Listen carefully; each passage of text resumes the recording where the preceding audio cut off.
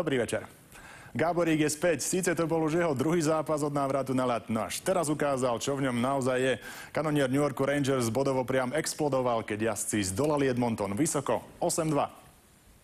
Gáborík mal pri sebe Christensena s Frolovom a tento experiment trénera Tortorelu explodoval 11 kanadskými bodmi. Bolestivý kontakt s konštrukciou bránky pri druhom góle neznížil New Yorkčanovi apetít. Po učebnicovej asistencii pri 5. úspechu Rangers prišla typicky gáboríkovská osmička s tradičnými hetrikovými čapicami. Na ľade som sa cítil výborne, darilo sa mi aj zásluhou mojich spoluhráčov. Bilancia zápasu je 10 gólov a až 99 trestných minút. Najviac práce mali rozhodcovia po Averyho potyčke so Schmidom. Návšteva obrancu Anaheimu Ľuba Višňovského v aréne Chicaga bola pre Mariana Hossu impulzom na ukončenie série 7 zápasov bez kanadského bodu. Vo vyrovnanej bitke Blackhawks zvíťazili 3-2 po predĺžení. Hossa prispel asistenciou a gólom na 2-1. Dneska sme to potrebovali ako sol, lebo v poslednom čase sme prehrávali zápasy hlavne o jeden gól alebo na trestné strieľanie, takže ono to mrzí, keď nehávate takto body superovi. Boli sme troška unavení a v niektorých situáciách sme nestíhali, tak si myslím, že bod bol zaslúžený. V predĺžení Tomáš Kopecký odmietol možnosť stať sa hrdinom večera a tak si oslavné ódy na svoju adresu vypočul útočník Stalberg.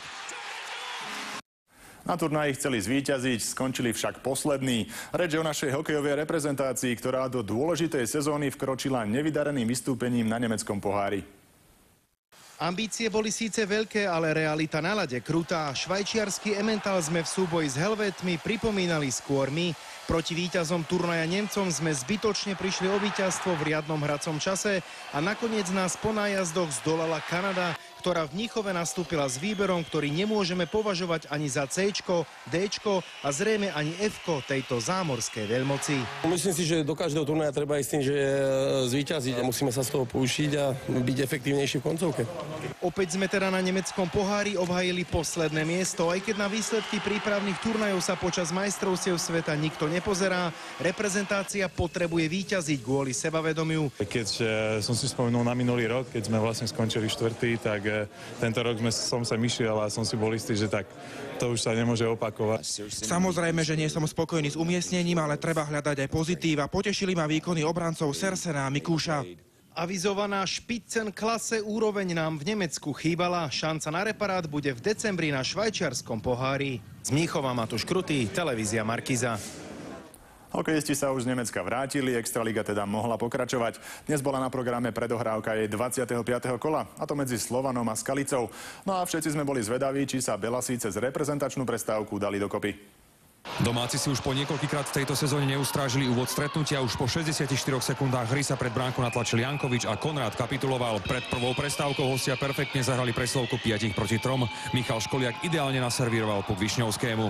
Gólu sa dočkali aj domáci fanúšikovia v 23. minúte. V početnej výhode trafil nechytateľne Kartely. V polovici druhej tretiny však opäť skorovali hostia. Konráda prekonal Jaborník. Slovan Skalica po 2 tretinách 1-3. Asi teda ešte nie, Slovan nakoniec prehral 2-6. Ešte má len 23 rokov a už má svoju knihu. Reč je o futbalovej hviezde Marekovi Hamšíkovi. Publikácia nesie názov Najmladší kapitán a do Bratislavy pravou neapolskou trávou prišiel pokrstiť Pavel Nedvied.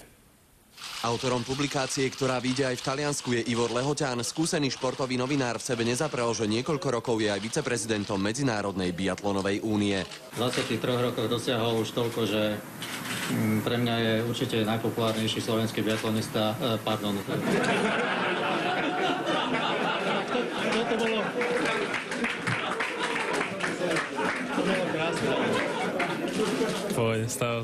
No a Marekov vzor Pavel Nedvied vystrúhal nášmu 23-ročnému kapitánovi veľkú poklonu. Ja si myslím, že on dokázal hodně už, je silnej a asi lepší, než jsem byl já v letech. On potom dokázal vyhrať tituly v Taliansku, dokázal sa prebehať do finále Ligy majstrov, vyhrať najlepšieho futbalistu planéty, takže myslím, že máme ešte čo dobiehať. Mal to byť príbeh ako hrom. Pred pol rokom ešte hráč druholigového Trenčína a teraz dostal pozvánku do reprezentácie na prípravný zápas s Bosnou a Hercegovinou. Volá sa František Kubík.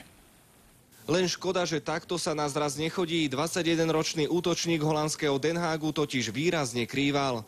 Tak keby sa to hralo tak štvrtok, piatok, bolo by to lepšie. No, teraz to je 2 dní potom, takže dosť to boli. V tejto sezóne má Kubík na svojom konte už 6 ligových gólov. Zranenie z posledného zápasu mu v reprezentačnej premiére asi bohužiaľ zabráni. Som tu prvýkrát a nerad by som proste išiel naspäť, že som tu neodohral nič. Na zraze chýbali aj ďalší zranení hráči. Vitek, Škrtela, Kucka, rozohrať sa prišli Pekarík, Mucha, Kopunek a Jendrišek, ktorý pravdepodobne pokusne nastúpi v stredu na ľavom kraji obrany. Tak určite ma baví viac strieľať góly a rozhodovať zápasy, ale ja som ochotný aj robiť defenzívu, keď to má pomôcť mužstvu. Od sezóny 2004, kedy Michael Schumacher získal svoj posledný titul majstra sveta, nemali Nemci v jednotke svojho šampióna. 6-ročné čakanie na nového hrdinu ukončil na veľkej cene Abu Dhabi Sebastian Vettel. Vettelová cesta na vrchol trvala iba 5 sezón. Prvýkrát šokoval pred 2 rokmi v Monze, kde vyhral svoje prvé preteky a bolo to veľké víťazstvo v náročných daždivých podmienkach. Z Toro Rosso sa presunul do Red Bullu, ktorý mu poskytol spoľahlivú techniku a zázemie. Stačilo pridať už len nesporný talent a úspech sa dostavil. 10 kvalifikačných triumfov pretavil do 5 víťazstiev. Počas celej sezóny ani raz nebol lídrom, no posledné preteky urobili z neho veľkého šampióna. Nemecko postavil na nohy. Nemcami milovaný, inými nenávidený. Tak ako každý šampión, ani Vettelová cesta na vrchol nebola bez kontroverzií. Weber či Button majú svoje skúsenosti, no všetci sa zhodujú, že titul je v správnych rukách. Legendárny vytrvalec Haile Gebrselassie si to napokon rozmyslel a prehodnotil svoje náhle rozhodnutie ukončiť kariéru. V nedeľu počas slávnostného otvorenia pretekov v Etiópii oznámil, že bude súťažiť aj naďalej a jeho hlavným cieľom je uspieť na olympijských hrách v roku 2012 v Londýne.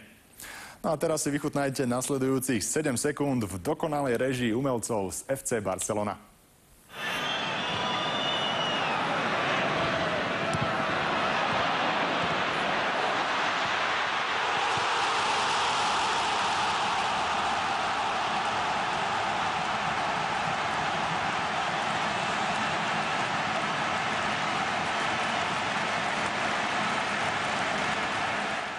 Ešte neodchádzajte, tesne pred uzávierkou nám do redakcie prišla taká malá bomba.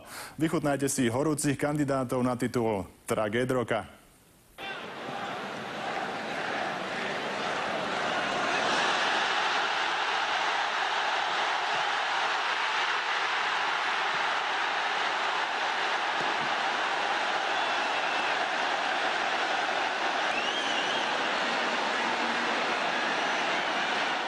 V tejto kategórii to bude tento rok tuhý boj. Tešte sa na Silvestra. Dovidenia zajtra.